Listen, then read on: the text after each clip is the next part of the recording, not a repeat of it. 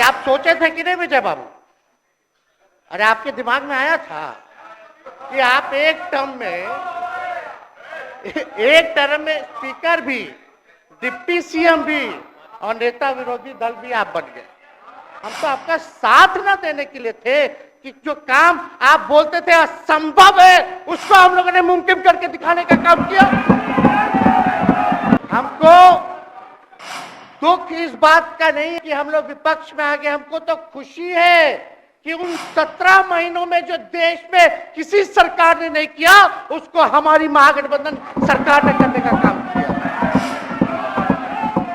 आप बताइए, आपको याद होगा एक और चाचा विजेंद्र जी बैठे हैं यहाँ, हमको जरूर लगता कि इन्होंने जरूर सलाह दी होगी सम्राट चौधरी जी को पगड़ी उतार लो। दिए कि नहीं दिए? आप तो हमको सलाह देते थे, हमको पता है आपके मन में भी पीड़ा है, दर्द है, लेकिन आप एकदम अपने नेता के साथ जो निर्णय है उसी में लेते हैं। लेकिन नेता तो निर्णय लेते हैं, साथ देना चाहिए, लेकिन कभी कोई सलाह और एक स्टैंड भी लेना चाहिए कि कोई गलत निर्णय ना हो। इससे नेता का ही नुकसान होता, इससे नेता का ही नुकसान होगा। तो इस बात की तो हमको चिंता रहेगी। अभी सम्राट चौधरी जी क्या क्या बोलते थे उस पर हम नहीं जाना चाहेंगे, लेकिन सम्राट चौधरी जी के पिता भी हमारे दल में रहे हैं कि लगातार 9 बार उन्होंने शपथ लेकर के इतिहास रचने का काम किया और 9 बार तो लिया ही महोदय, लेकिन एक ही टर्म में 3-3 बार लिया, ऐसा अद्भुत नजारा हम लोगों ने नहीं देखा। माननीय दोनों सम्राट चौधरी जी डिप्टी सीएम बने, बड़ी खुशी है कि ये डिप्टी सीएम बने। इनका बयान हमने देखा कि भाजपा जो है इनकी मां, भाजपा पार्टी जो है मां, लेकिन हम तो कहना चाहते हैं आरजेडी ना आपकी मां हुई ओरिजिनल। तो आप तो पहले हमारे दल में ही थे।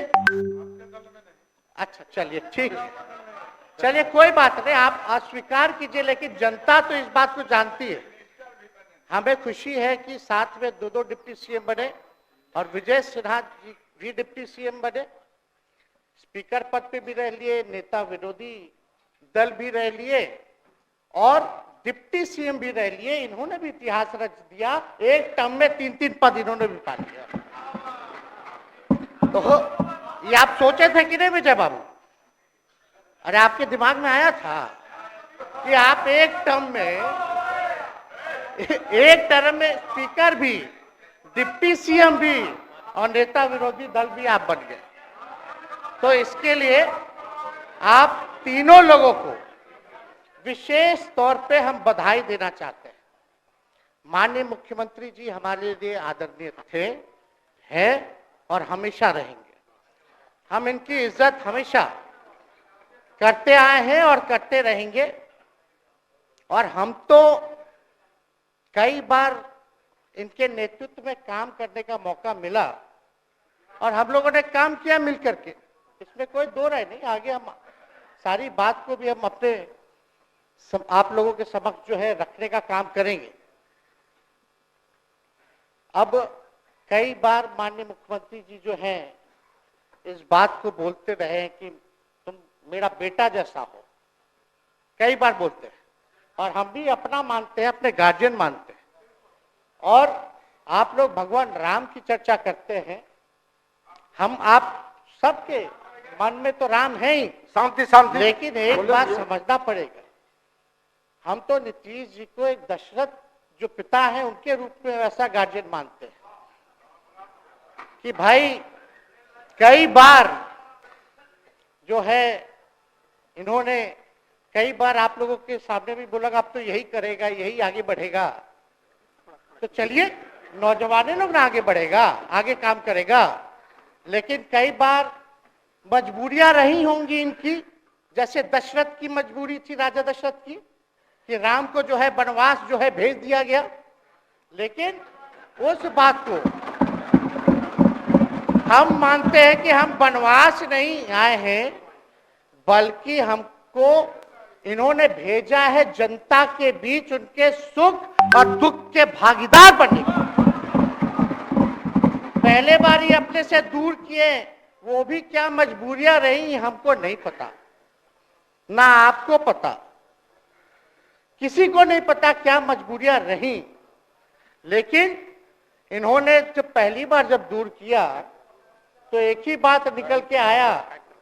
क्या बात निकल के आया कि आप जो है एक्सप्लेन कर दीजिए, आपके ऊपर जो है मुकदमा है, केस है।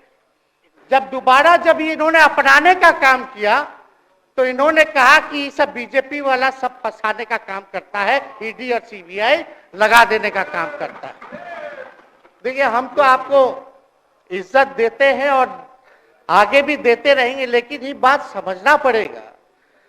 और बिहार की जनता ये जानना चाहती है कि आखिर ऐसा क्या कारण है कि आप कभी इधर रहते हैं, कभी उधर रहते हैं। ये तो सब लोग जानना चाहता है, सब लोग की इच्छा है। आखिर क्या ऐसा हो गया कि आपको ये निर्णय लेना पड़ा। 2020 का हम लोग चुनाव जीत करके आए, मात्र बेईमानी के बाद 12,000 का डिफरेंस था पूरे महागठबंधन और एनडीए में। आप क्यों छोड़ के आए? आपने यही बोला था ना कि हम एनडीए इसीलिए छोड़ रहे हैं क्योंकि हमारे पार्टी को तोड़ा जा रहा है, हमारे विधायकों को प्रलोभन दिया जा रहा है। और आपने ये कहा था मर जाएंगे, मिट जाएंगी, तो आप कहते ही रहते हैं, हमेशा लगातार ही कहते रहते हैं। उस पे हम नहीं जाएंगे, लेकिन आपने तो ये कहा था कि भाई हम लोगों का एक ही लक्ष्य है, न प्रधानमंत्री बनना है, न किसी को मुख्यमंत्री बनना है, देश भर के विपक्षों को गोल बंद करके जो तानाशाह है उसको दोबारा नहीं आने देना है, इसीलिए ना आ पाए थे। और आप जब गवर्नर हाउस गए महोदय, मुख्यमंत्री जी, जब आप बाहर आए तो आपने बोला कि आपका मन नहीं लग रहा था। आपने ये बोला कि मन नहीं लग रहा था। मन नहीं लगेगा तो हम लोग नाचने गाने के लिए थोड़ी है, आपका मन लगाने के लिए। हम तो आपका साथ ना देने के लिए थे कि जो काम आप बोलते थे असंभव है उसको हम लोगों ने मुमकिन करके दिखाने का काम किया। हमको दुख इस बात का नहीं है कि हम लोग विपक्ष में आ गए, हमको तो खुशी है कि उन 17 महीनों में जो देश में किसी सरकार ने नहीं किया उसको हमारी महागठबंधन सरकार ने करने का काम किया। आप बताइए, आपको याद होगा जब आप बीजेपी को धोखा देना चाह रहे थे, हम तो नहीं आना, आपके साथ आना चाहते थे। ये बात हम आपको कहे भी थे कि हम तो नहीं आना चाहते हैं मुख्यमंत्री जी, लेकिन देश भर के सभी नेताओं का दबाव है कि भाई एक बार 2024 के चुनाव में हम लोग एकजुट हो जाएं और एकजुट होकर के मोदी जी को हराने का काम करें। तब हमने क्या कहा था मुख्यमंत्री जी, याद है? विजय जी हैं, आप भी सामने हैं।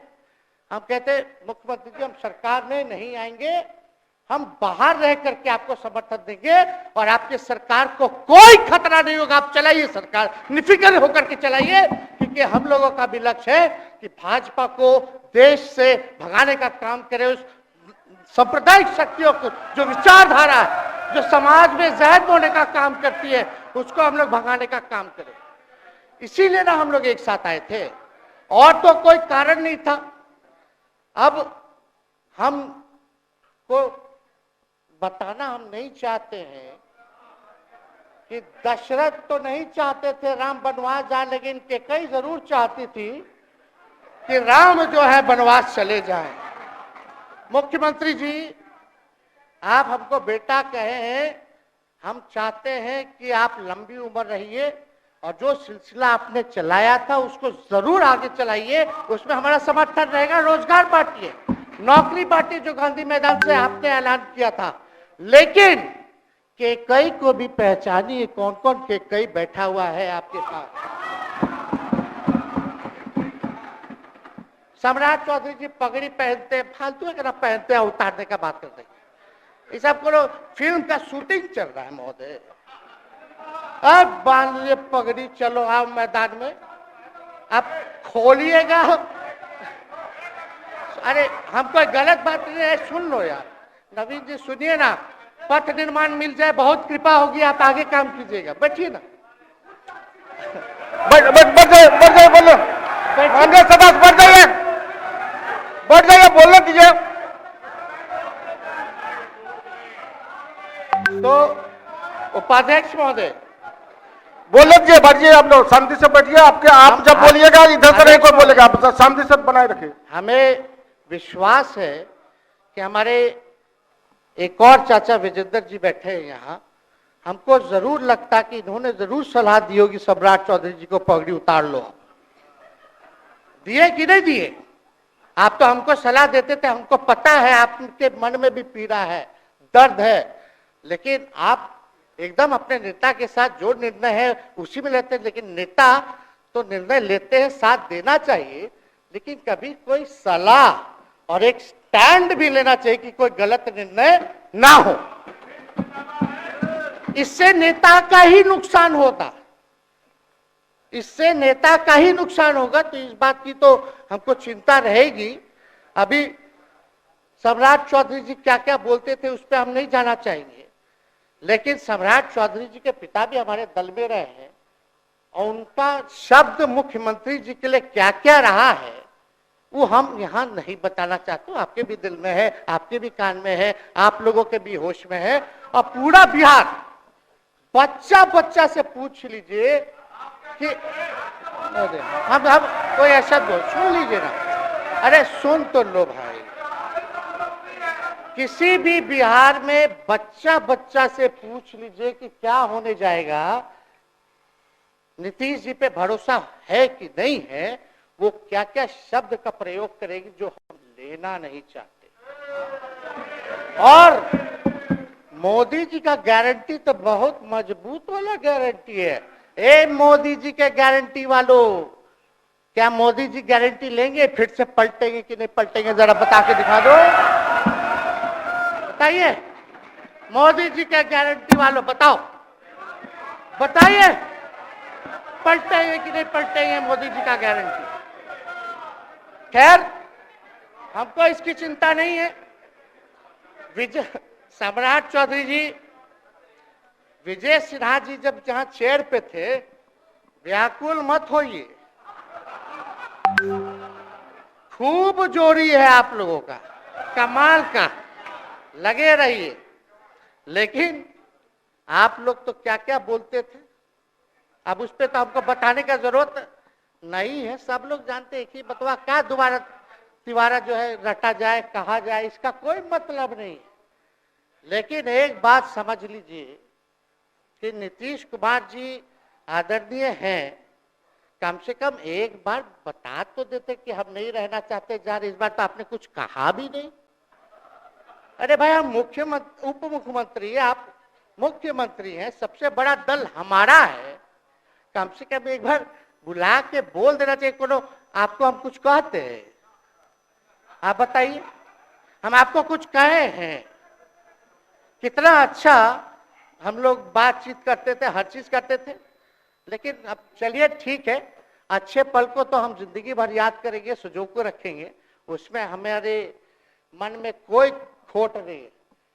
और हम लोग एकदम मजबूती के साथ खूंटा गाड़ के खड़े हैं कि आपने जो संकल्प, महोदय मुख्यमंत्री जी, आज तो आपसे हम कह ही सकते हैं ना, आप तो बुलाए नहीं, खुद ही चले गए गवर्नर हाउस, लेकिन आज हम इतना तो आपसे कह सकते हैं ना, इतना बात तो कह सकते थे कि आप बुला लेते, हम लोग बात कर लेते। नहीं है ठीक है तो उसका भी व्यवस्था कर देते। अगर हमारे सरकार से, हमारे मंत्रियों से दिक्कत है तो फिर से बाहर से समर्थन दे देते और कोई माई का लाल हिला देता उस सरकार को। ये कोई पहली बार नहीं है मुख्यमंत्री जी, जो आप लोगों के साथ हम लड़ रहे हैं अकेले। हमारे साथ कांग्रेस है, माले है, महागठबंधन हम लोगों ने बनाया था 2020 में, और 20 में तो क्या रिजल्ट हुआ था उसी का ना पीड़ा आज मुख्यमंत्री जी का कि तीसरे नंबर का पार्टी हो गए। और चर्चा तो बाजार में ये भी चल रहा है, आप मुख्यमंत्री जी एक और पूरी बिहार की जनता मीडिया के साथ ही है। अरे कब्जा छुड़वाने चले थे, अब तो खुद ही कब्जा इन पे हो गया। अब देख लीजिए, लेकिन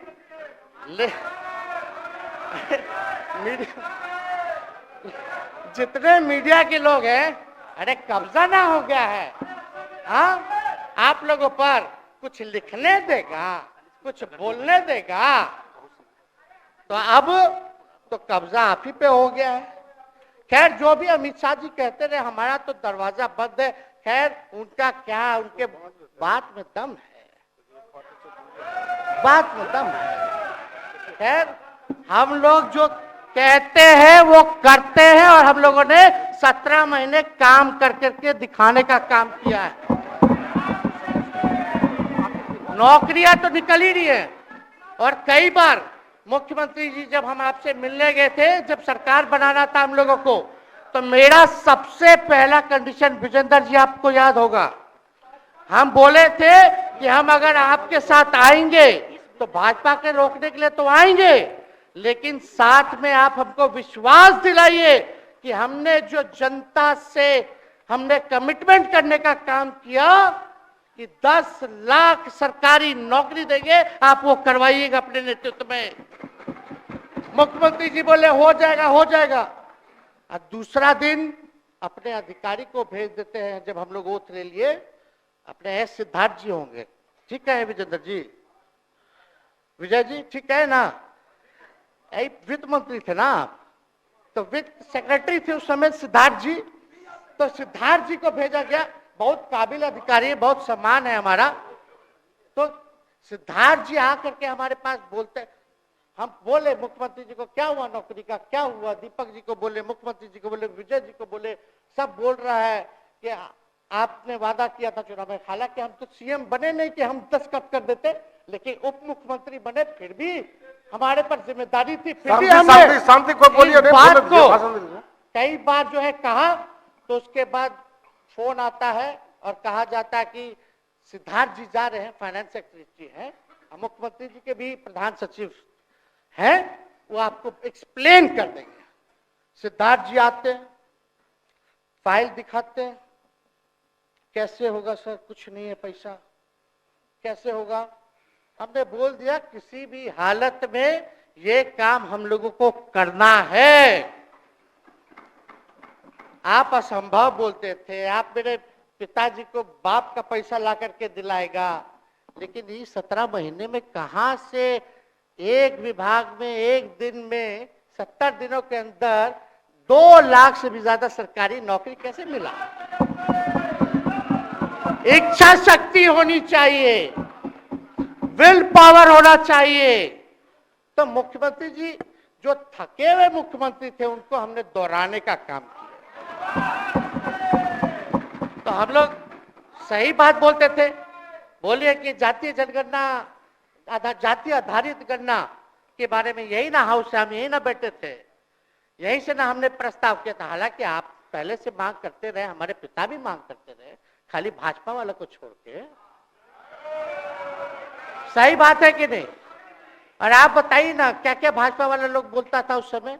हाँ, सॉलिसिटर जनरल कौन है वहां, बड़ा महाधिवक्ता,